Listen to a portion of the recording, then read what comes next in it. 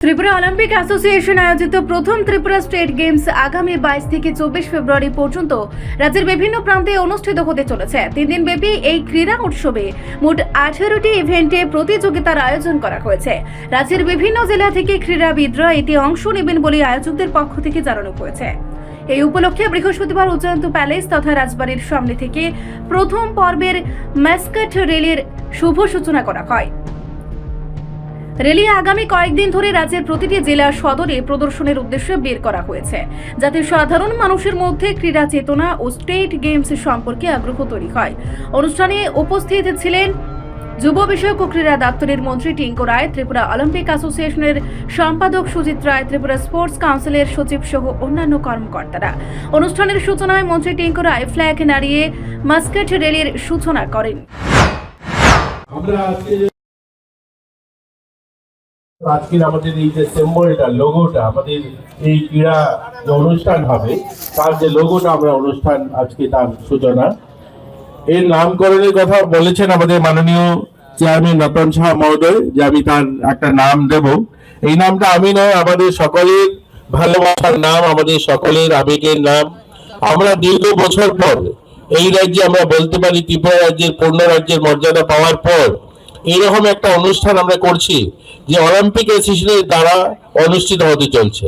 আমাদের ক্রীড়া দপ্তর প্রতি বছর অনেকগুলো অনুষ্ঠান করেন, কিন্তু আমাদের অ্যাসোসিয়েশন দ্বারা, অর্থাৎ যে সমস্ত ক্রীড়া অ্যাসোসিয়েশন রয়েছে তাদের দ্বারা, তাদের পরিচালিত যে মাদার সংগঠন অলিম্পিক অ্যাসোসিয়েশন, তারা অনুষ্ঠানটা অর্গানাইজ করছে। এটা প্রথমবার আমাদের রাজ্যে হচ্ছে।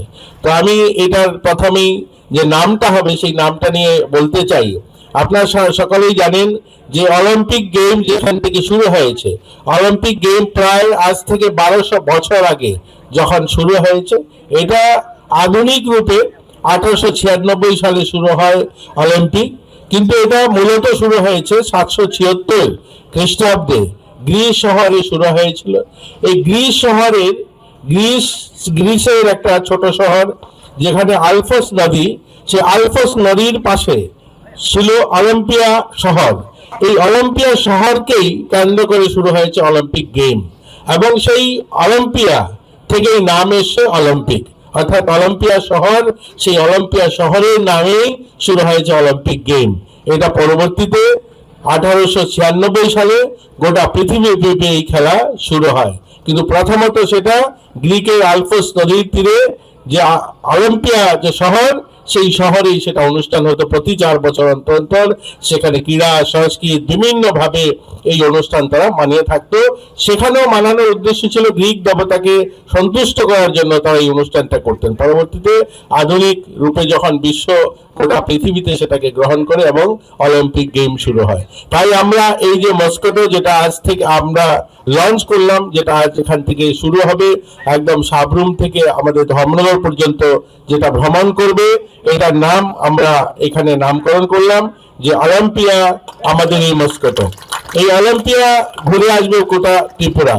আমি অনুরোধ রাখবো আমাদের স্পোর্টস দপ্তরের কাছে এবং অলিম্পিক অ্যাসোসিয়েশনের কাছে যে আপনারা এটা যখন আজ শুরু হবে, আমাদের যতগুলো দপ্তর রয়েছে, মহকুমা আমাদের স্পোর্টস অফিস যেগুলো রয়েছে, সেই মহকুমা স্পোর্টস অফিসগুলোতে যেন সেটা যায়, সেখানে যেন 15-20 মিনিট দাঁড়ায়। তাহলে কি হবে, ওখানকার যারা খেলোয়াড়রা আছে, আমাদের স্পোর্টস অফিসে যারা আছে, তারা সেটাকে গ্রহণ করলো, সেখানে তারা সেখানে এটা নিয়ে আলোচনা করবে।